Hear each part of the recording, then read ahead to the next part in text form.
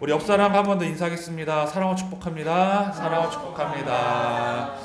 네, 오늘은 사무엘상 17장 41절부터 49절 말씀으로 다윗입니까 골리앗입니까의 제목 가지고 함께 하나님 말씀 전하려고 합니다. 여러분 오늘 제목 한번 다 같이 한번 읽어볼까요? 시작. 다윗입니까 골리앗입니까? 네, 옆 사람을 바라보면서 한번 질문해 보세요. 다윗입니까? 질문. 네. 옆에 계신 성도님이 다윗입니까? 골리앗입니까? 네. 네. 이 질문은 여러분 외적인 모습을 질문한 게 아니에요. 여러분 지금 옆 사람의 생김새를 가지고 골리앗이네요 라고 말하려고 하는 사람이 있었던 것 같은데 아니에요.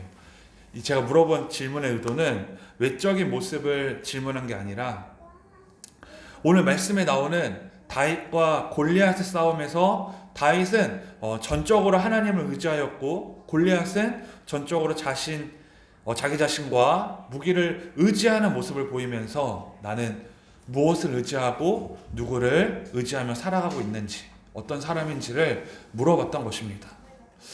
우리가 잘 아는 대로 오늘 말씀은 다윗과 골리앗의 전쟁의 모습입니다. 그런데 이 둘은 인간의 눈으로 볼 때 싸우기 전부터 이미 승패를 알 수 있게 될 정도로 상대가 안 되는 두 사람이었던 것입니다. 오늘 말씀에 나오는 다윗은 오늘 본 말씀에 나오는 장소에 싸움을 하는 군사로 온 것이 아니었습니다. 왜 이 전쟁터로 왔냐면 전쟁에 나간 형들에게 아버지가 전달하라고 했던 곡식과 빵을 심부름하려고 전쟁터에 왔던 것입니다. 다윗은 그저 양떼를 지키던 소년이었습니다. 전쟁의 경험도 없고 싸움의 경험도 없고 싸움의 훈련이나 기술을 배워본 적도 없는 그냥 동네 평범한 소년이었던 것입니다. 다윗의 상대인 골리앗은 어떤 사람입니까? 우리가 많이 들어서 아는 대로 골리앗의 키가 거의 3m나 되는 거인이었다고 합니다.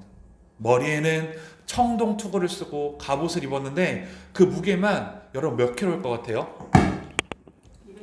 200kg. 너무 크게 말하시면 이제 57kg밖에 안 되네요. 이렇게 저 원래 57kg나 돼요라고 말하려고 했는데 200kg라고 말씀하셔가지고 57kg나 됩니다. 네, 여러분 놀란 표현 좀 해주세요. 57kg나 돼요. 그리고 청동 보호대를 차고 청동 칼까지 이제 들고 있었어요. 그런데 이 칼이 얼마나 컸냐면요. 울타리의 가로장만큼 굵었고 칼날의 무게만 해도 몇 킬로일 것 같아요, 여러분? 5kg. 7kg였어요, 7kg. 대단하죠? 이 골리앗의 칼이 7kg나 된대요. 와. 그뿐만 아니었습니다. 골리앗 앞에는 그를 보호하는 방패를 든 부하들도 있었다는 거예요. 여러분에게 성경에 나와 있는 골리앗과 다윗에 대해서 설명을 드렸는데 여러분 이게 다윗과 골리앗이라는 그 이름을 빼고 이 둘을 상상하지 말고 우리가 너무 잘 알기 때문에 그냥 지금 성경에 나온 이 사실로만 봐도요 이 싸움은 누가 이길 것인지 누구나 다 알 거예요.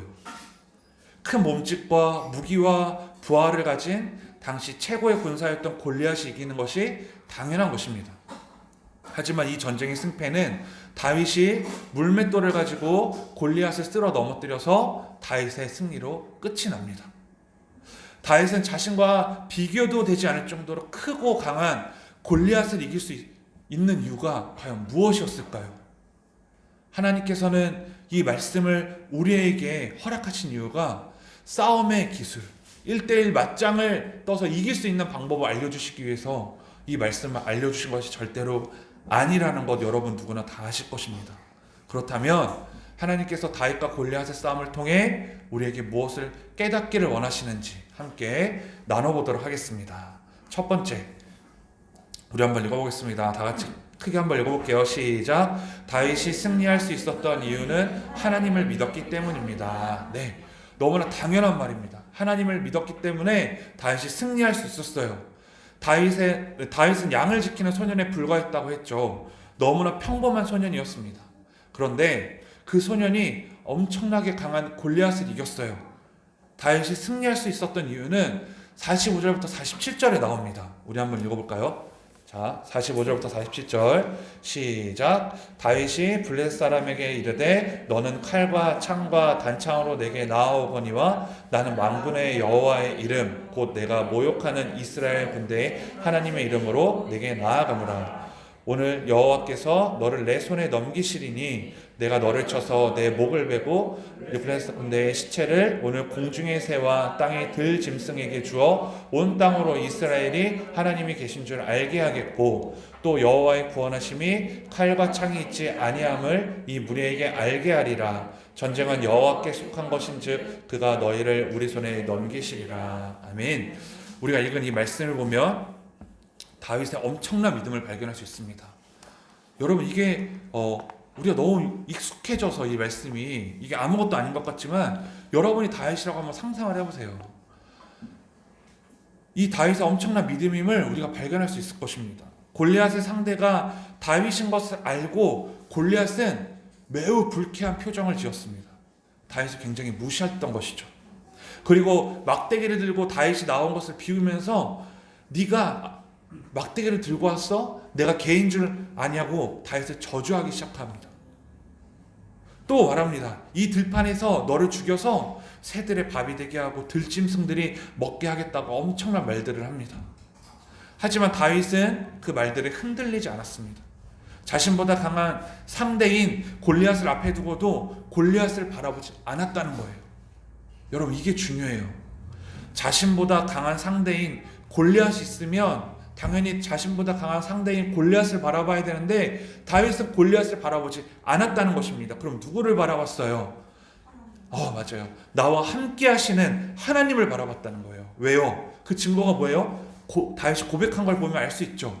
너는 칼과 창과 단창을 가지고 내게 나아오지만 나는 내가 비웃고 저주하는 만군의 하나님 이스라엘 군대의 하나님의 이름으로 나아간다. 바로 오늘 하나님께서 너를 내 손에 넘겨주실 것이다. 내가 너를 죽이고 놀라우신 하나님이 이곳에 계심을 온 땅에 알게 할 것이다 라고 말한 것을 보면 다윗은 골리앗을 바라본 것이 아니라 하나님을 바라봤다는 사실입니다. 골리앗 앞에선 다윗의 모습 속에서 여러분 두려움을 찾아볼 수가 없었어요. 왜입니까? 골리앗을 바라보지 않고 하나님을 바라봤기 때문에 그 두려움이 없었던 것이죠. 우리가 앞에 놓여진 문제의 크기로 내가 넘어지는 게 절대로 아닙니다.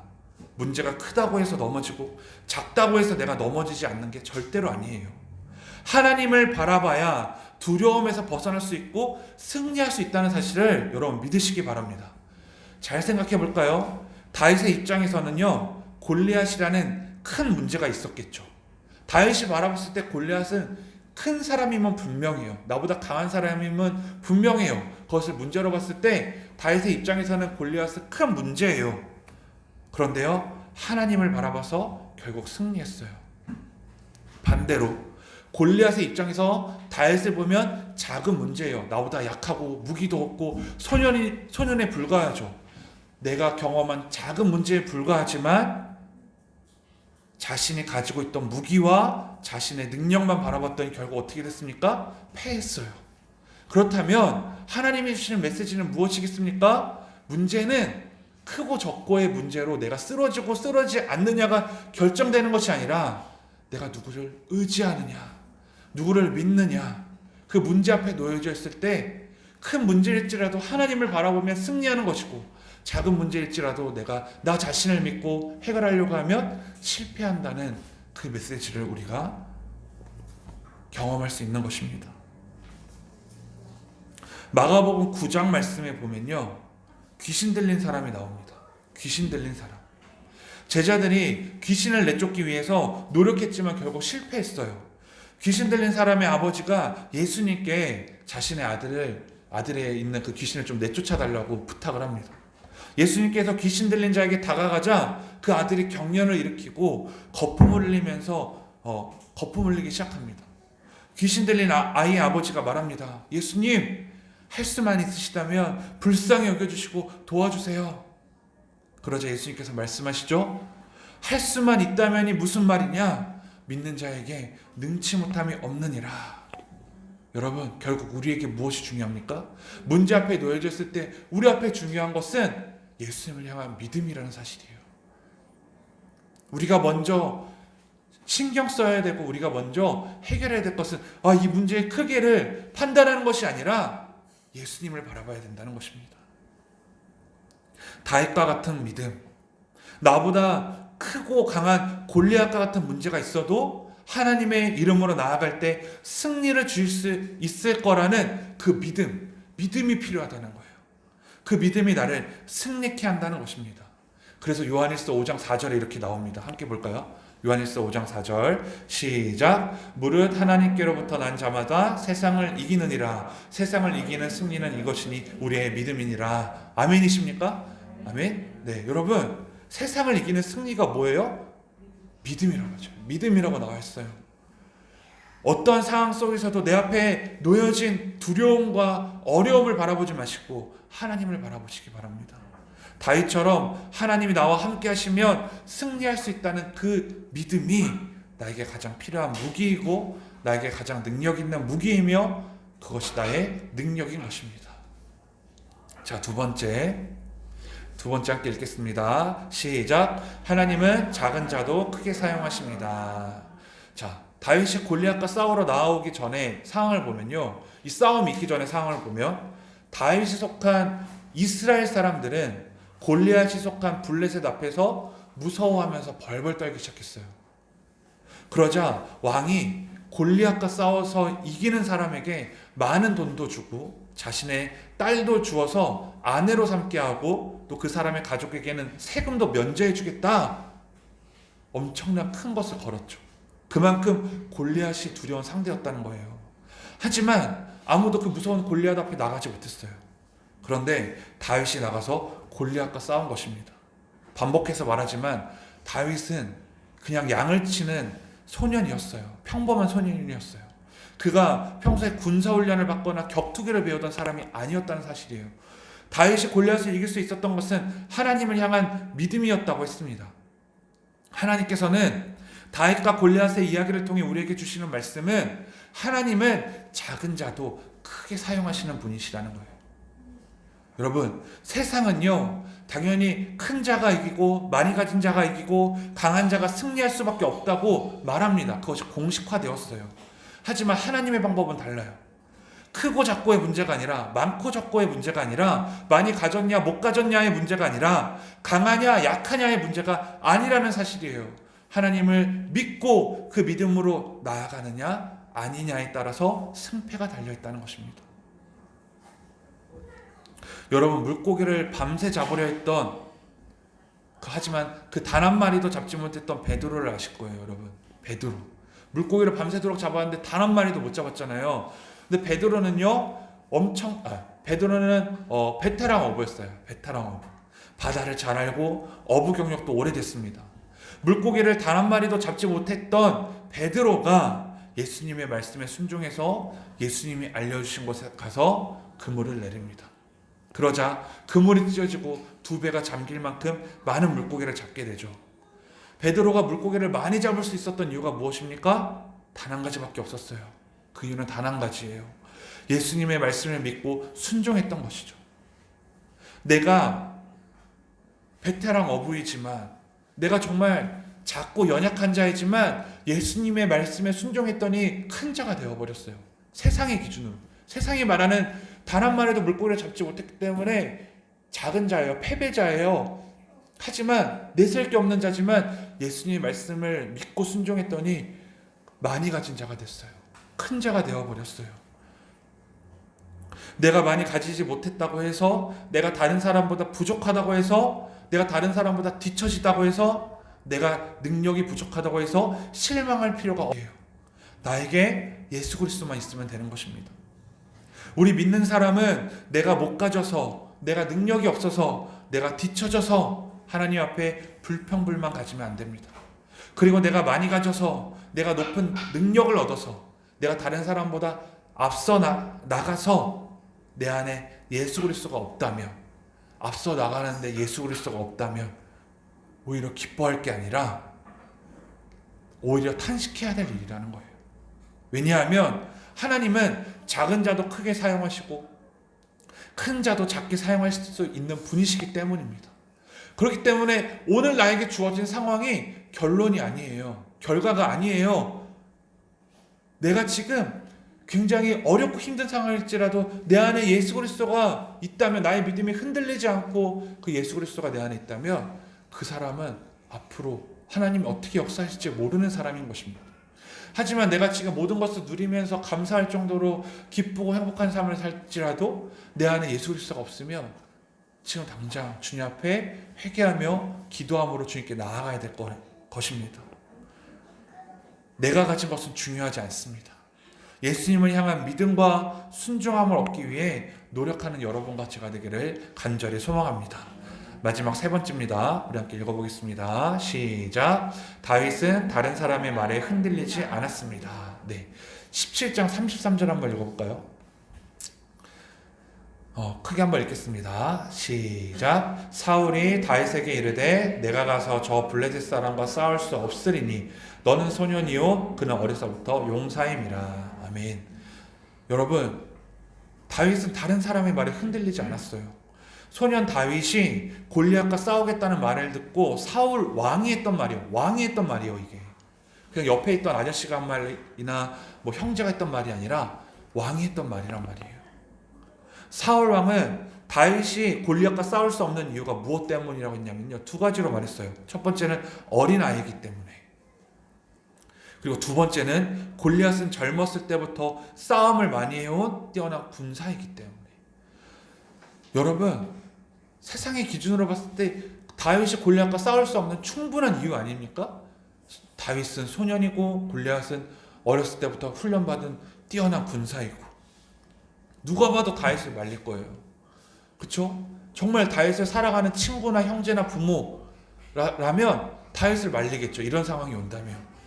그리고 누가 봐도 이 이유로 넌 안 돼! 라고 말할 거예요.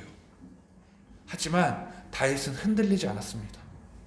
다른 사람의 말이 그럴싸할 것 같고 맞는 말 같지만 다윗에게는 이 믿음이 더 컸던 거예요. 다윗은 양떼를 우리 그 믿음이 뭐였는지 34절부터 37절 제가 읽어볼게요. 자, 34절부터 37절. 내가 따라가서 그것을 치고 그 입에서 새끼를 건져내었고 그것이 일어나 나를 해하고자 하면 내가 그 수염을 잡고 그것을 쳐 죽였나이다. 주의 종이 사자와 곰도 쳤은즉 살아계시는 하나님의 군대를 모욕한 이 할례받지 않은 블레셋 사람이 이리까 그가 그 짐승의 하나와 같이 되리이다. 또 다윗이 이르되 여호와께서 나를 사자의 발톱과 곰의 발톱에서 건져내셨은즉 나를 이 블레셋 사람의 손에서도 건져내시리이다. 사울이 다윗에게 이르되 가라, 여호와께서 너와 함께 계시기를 원하노라. 아멘. 다윗은 양떼를 지키면서 사자나 곰이 공격할 때 죽였던 전적이 있다고 말합니다. 그리고 대단한 고백을 하죠. 37절 말씀을 보면 하나님께서 사자와 곰에게서 자신을 구해주셨기 때문에 하나님께서는 골리앗과의 싸움에서도 자신을 구해줄 수 있을 거라는 믿음을 가지고 있었다는 거예요. 여러분, 솔직히 말하면요, 우리는 곰과 사자를 건져내셨는데 설마 하나님께서 골리앗에게서 나를 건져내시겠어? 라는 그런 믿음을 가질 때가 있죠.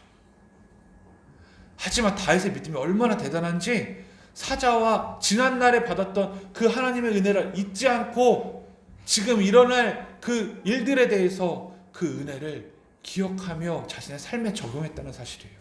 그래서 우리는요, 지난날에 하나님이 주셨던 은혜를 잊어서는 절대로 안 됩니다.